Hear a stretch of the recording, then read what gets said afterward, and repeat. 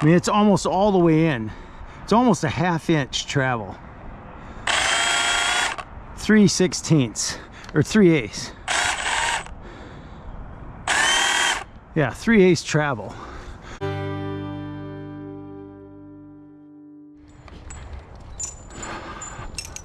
All right. I'm taking care of a little callback today. Apparently the birds are perching on this particular branch that we left. You can see it is the furthest reaching branch over the deck.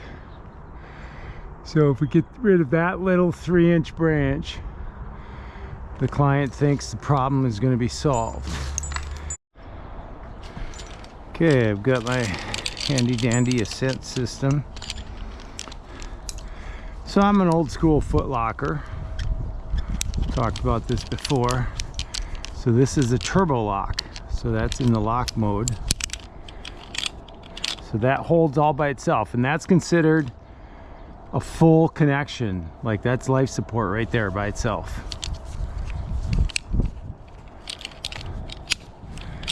So this is 1.5 connections. Then I like to take this and attach it to my chest D ring, and so that I have all this rope to footlock with. And I actually have a little bit of a knee issue today, so we're just gonna go slow and steady. But you know, I'm obviously not racing. We'll get this out of my way. And before I get up there, this is my tool of choice today. It's the new Milwaukee hatchet. And I chose this today because I just have one small branch to cut, but I should probably put a hand on it. I could probably get it to drop over here and drop here, but maybe I want a hand on it. And believe it or not, in the owner manufacturer directions, it has, you know, protocols for one-handed use. And you say, how could it be? It's a chainsaw. And the ANSI standard says no one-handed chainsaw use. However, I think the technicality in the definition is the chain speed of this. Apparently, you need a particular chain speed to be a chainsaw. And you can see that's not 14,000 RPMs. That's not even 10,000 RPMs.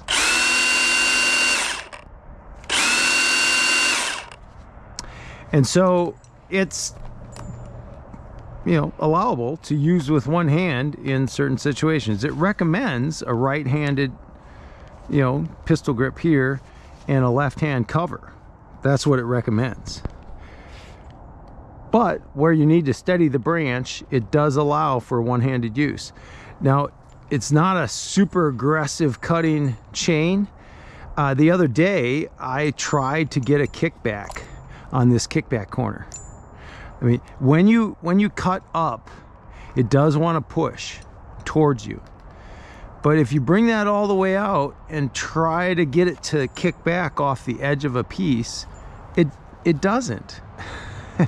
And maybe I'll show it to you up there, but I'd rather show it to you on the ground doing that. But it does push this way a little bit when you try to make an undercut, but I could not get it to really kick back or anything like that. And the chain gets stopped relatively easily. You can see it's not a ton of inertia. So that's the particulars of the one-handed versus two-handed use. I mean, obviously this is very secure like this. It is ambidextrous. They say this is the preferred method. It's less likely for injury this way than this way. It may be because of the offset bar. This would technically be closer to my arm, handling it left-handed. My right arm would be closer. but it would really take something to, I mean, it doesn't even have enough inertia to have those kinds of violent kickbacks.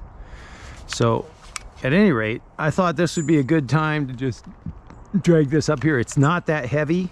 I do have my handsaw here too, which would have easily done the job, but this was a good opportunity to display the hatchet, which Milwaukee has requested for me to do. So if on the official notation, this would be a paid endorsement. But here we go.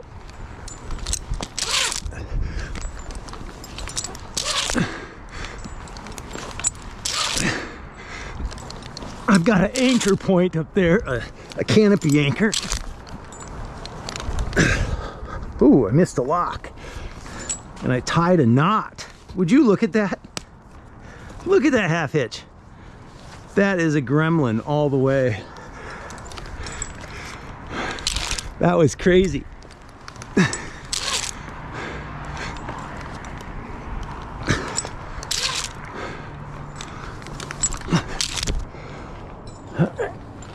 I'm warming up my knee here. Got my winter boots on.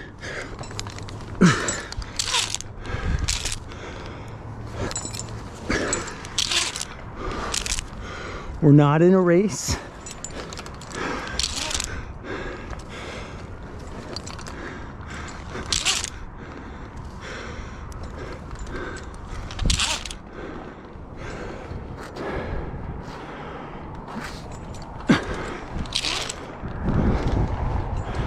Nice big honey locust.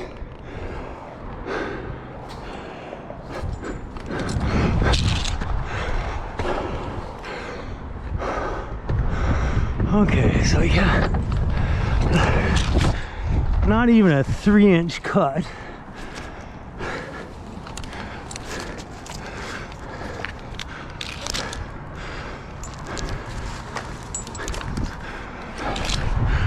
Okay.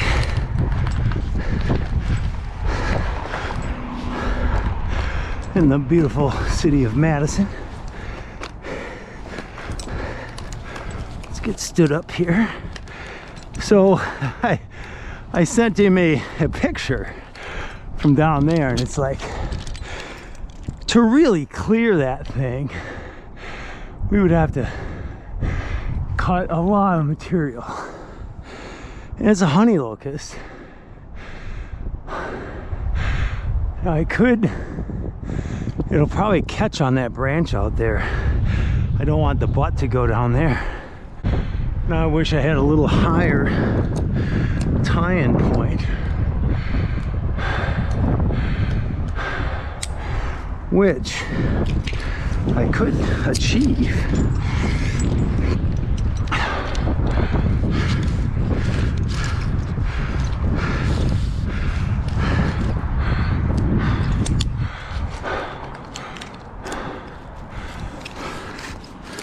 This is my gyro lanyard, not a paid endorsement.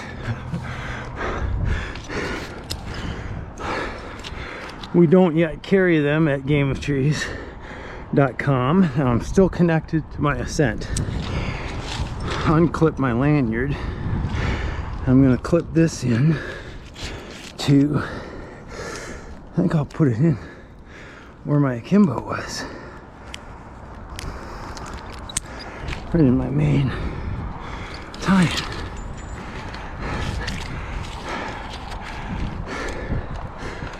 Now, technically, I'm on that as a center tie-in. I'm gonna go to this D-ring. I'm still on my ascender.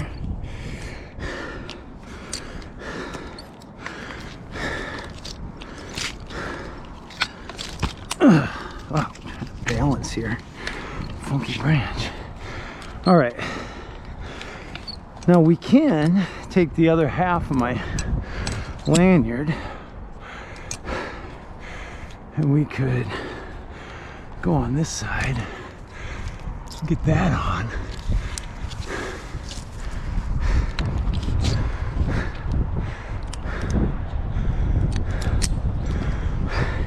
And I could get my akimbo on for the descent. That's why I cleared this one.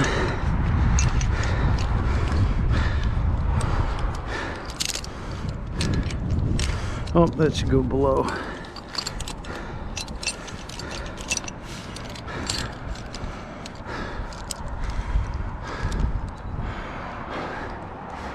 Make sure I'm on the correct one. Got a canopy anchor here. Always make sure you're tying on the correct one. All right, so I have the top rope up there. I could actually put my top rope up even higher and be right above here. Let's do that. So we're just using this video to talk through some different climbing scenarios. I got a little snag there. It's not involving more than one strand, but I probably have to downgrade that soon. Okay. So we're gonna put this up here.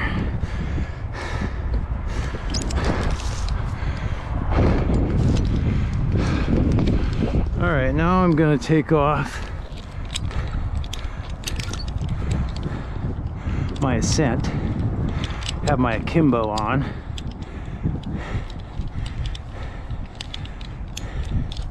So if you're prone to old school, you could put this set up on a foot knee ascender, but why? But if you're an old school footlocker, this setup is legitimate. So you've got a backed up hand ascender. This throws a lot of people off in the comments. It's not a legitimate tie-in. Yes, it is. Come on, get on there. There we go. So that works out well. It actually ends up, yeah, being like this.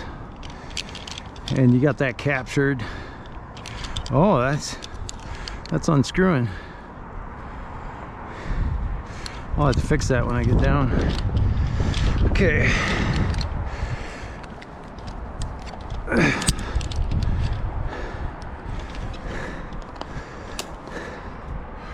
All right. So now I can lengthen this out. Get off my lanyard. So in order to, you know, make this cut legitimately, I had to go for this body positioning, because you never want to reach over. Now what I'm gonna do, I've got my akimbo holding me this way.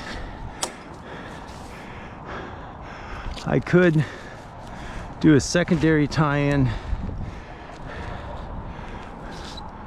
over here, and just to make sure it's steady, I'm going to attach into, let's get this, do I got extra, I've got extra rope yet. Get all the way, can I get all the way over here? Yeah. So anyway, so now I can't go either direction.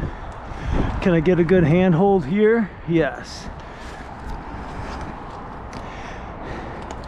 So let's see how this hatchet performs. So it's ambidextrous, but you have to depress the trigger release lever and then watch the travel of the trigger. It's got to be pushed pretty deeply. So if you're climbing with it and this gets hit, you're gonna really have to be going through some trash, because look at this travel. I mean, it's almost all the way in. It's almost a 1/2 inch travel. 3/16 or 3/8. Yeah, 3/8 travel.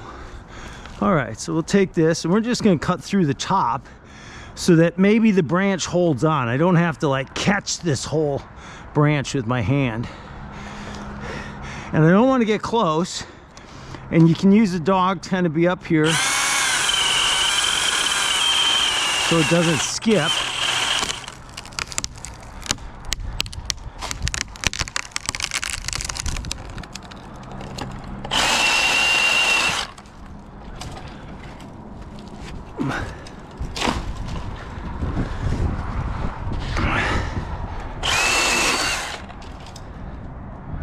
Oh, look at that.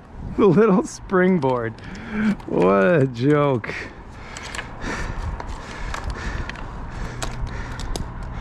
Okay, so now we're just gonna descend out a little bit. I'll just work this down the limb.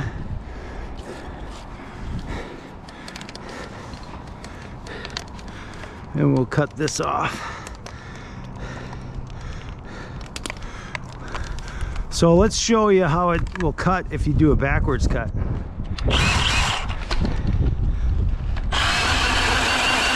See how it kind of pushes back at you? But it doesn't really kick back. Just a little, just barely a kickback.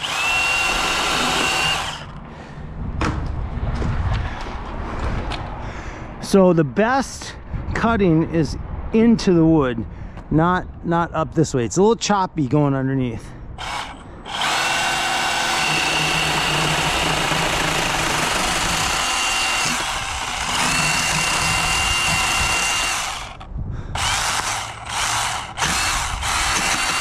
Yeah, look at that. Little choppy on the back cut. Smooth on the forward cut. So, and I'm inclined, if I was going to cut this, if I was going to let go of this with a hand, like if I'd undercut and then overcut and then go to catch the limb, probably just let go with the trigger hand and then catch the limb and toss. Because this is nice easy hold like this, can't really drop it. And then, you know, if you let go like this, you can still possibly pull the trigger, unless you come off of that, you can't pull the trigger. But if you just let go with the trigger hand, you got no chance of engaging the saw. All right, pretty handy little tool, and cuts well, better on the down cut than on the up cut. So I wouldn't do any fine pruning with an upstroke.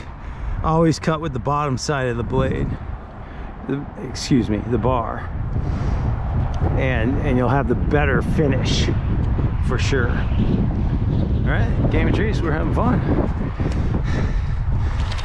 I think that's going to be a handy little tool to have around.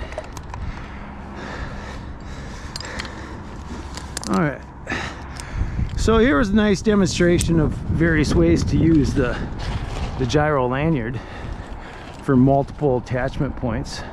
I really locked myself up on this one.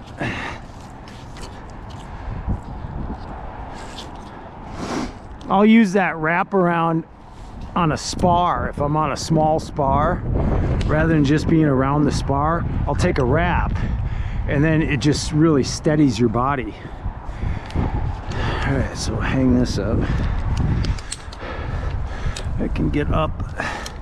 Might as well get on my akimbo, make sure I have a hold. It looks like it's holding. I'm going to add some friction underneath. I got this little piranha, and I usually just go through here. You can go all the way around, you know, but this is is usually enough just to add. You can even go like, you know, varying degrees of friction. Let's try that one. And we're gonna take this off.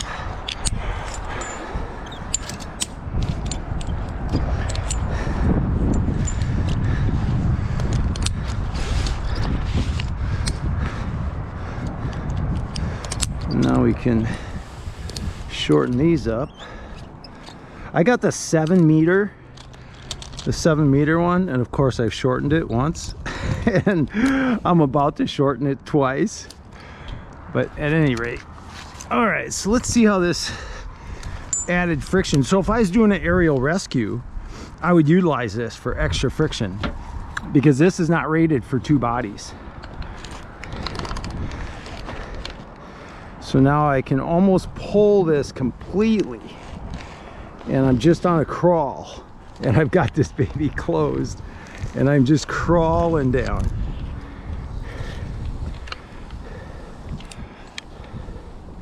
So a very controlled descent. I like to belay with my feet too. Now if I belay it all with my feet, I stop. Now we could take this off of here and I'd have less friction. But what's nice about this is I'm kind of saving my akimbo. Most of the heat is down here. I don't have much heat here because the heat's being taken up here.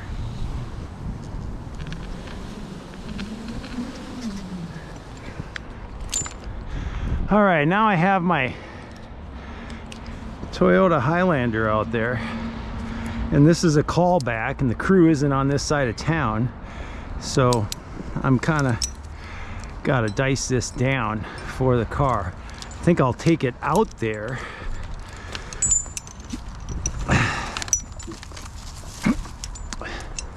in one piece. I'll come back and grab some scraps. I'll come back for the scraps when I get my bag. Oh, neighbor's car alert.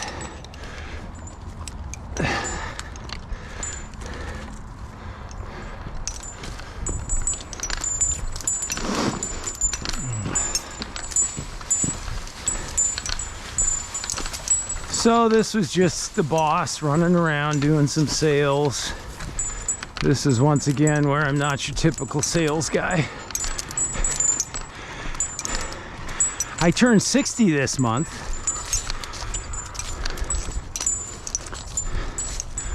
So, you know, 40-foot lock in the backyard. I'm happy with it.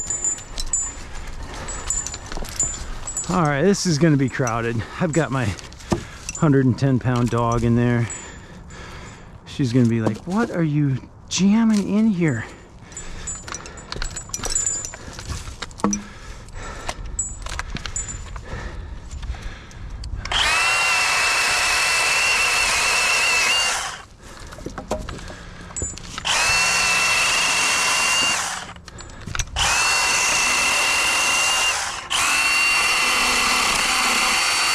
Yeah, it doesn't like backwards cutting. Just keep that in mind.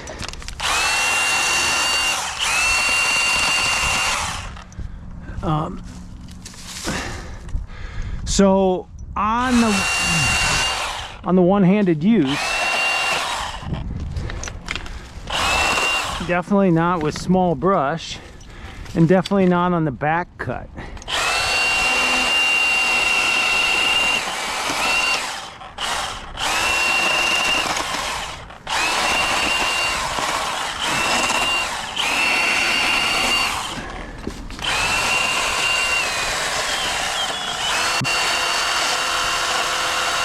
So the chatter will happen on a piece that you do not have supported. So that's a safety concern. Where's my little scabbard? There it is.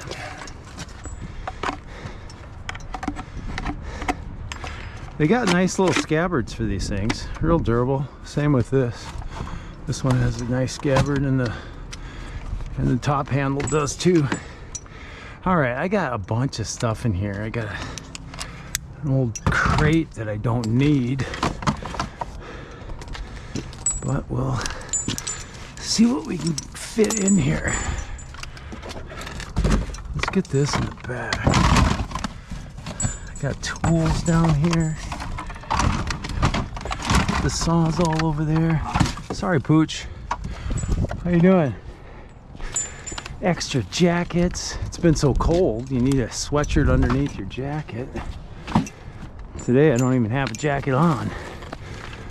It's like springtime.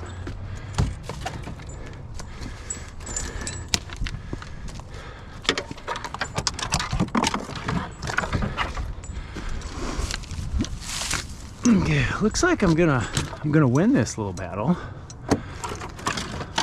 It'll all fit in here. Sorry, Pooch. Wow. Honey locust.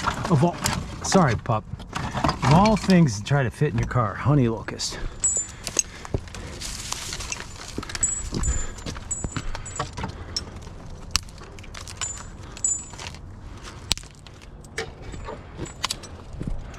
Wow.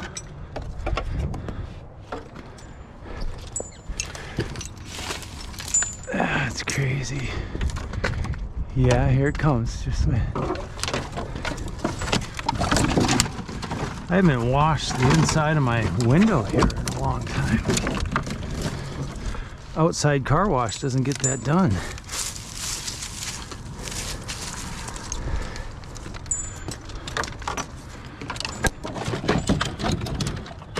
I still have my saddle on. Easy. Must be a dog. This is a big dog walking neighborhood.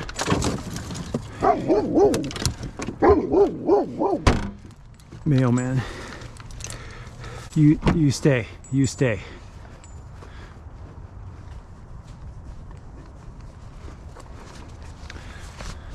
How you doing? No, you stay in there. Mailman's just fine. You don't have to worry about the mailman. He's fine. Say hi to the camera. Game of trees. We're having fun. All right, you stay. You stay.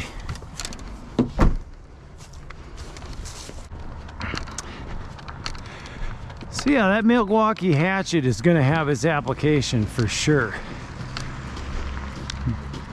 Beautiful homeowner tool if they stick to the rules.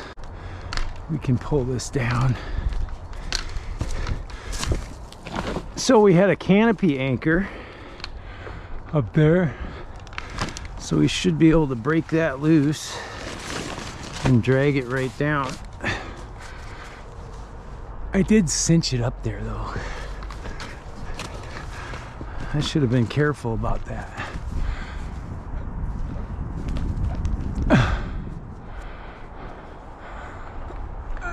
Oh, just required a little persuasion.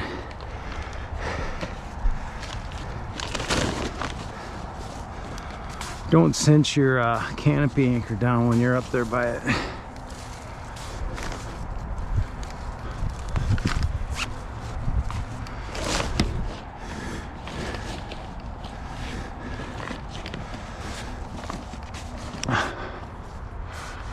We got our butterfly knot. This is actually all gear tower line. This is the 1/2 inch tower line, and it can be used for speed line. Taylor and I use it for a scent line. It's very static. The akimbo does work on it, so we'll use it like we did here as a dual purpose.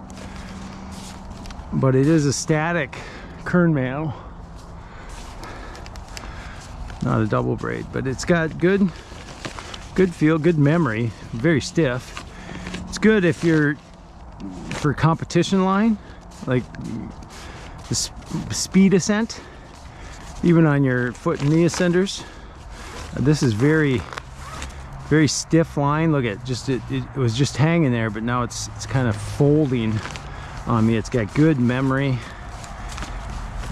You just have to weight it a little bit, you know, just on your little practice ascents a little bit, and as you bounce on it, when you know, demonstrate your security, it'll tension the line and give you. It doesn't make much difference if they don't have a real solid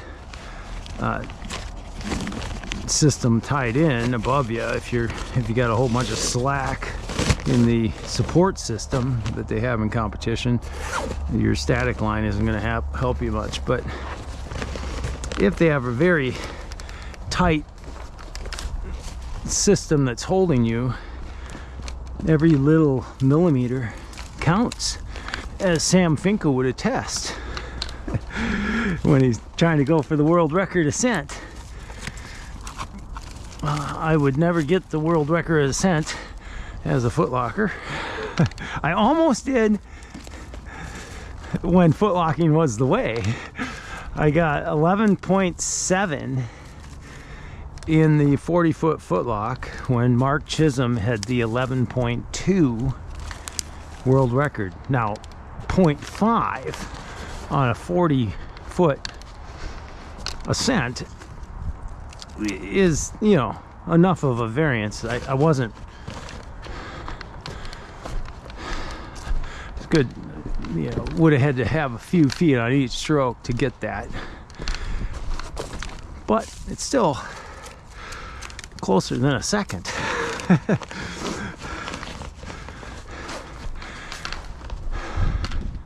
So there we are. Now you know where we're at, Oak Park Heights Park. Took care of a little callback. This will be no charge to the customer, but we can't put the branches back on. So I'd rather take care of this logistic, and now the client is super happy. Oh, thank you so much for coming out. Yeah, oh, that's just gonna make me so happy. What? I was just running around doing estimates anyways. Oh, what a mess. An arborist's car, I tell you. All right, Pooch, one more thing. Oh, I see you moved over. All right. Game of Trees, we're having fun. Like and subscribe. And hey, go out and buy yourself some Milwaukee tools. And it's a beautiful platform. I'm long due to switch to the Milwaukee platform, which I now have. And go on gameoftrees.com and buy some Biochar Body Bar and Shampoo. That is a really good product. I'm just telling you. You got to get some. And we're, you know, capturing carbon and doing everything right. Game of Trees, we're having fun.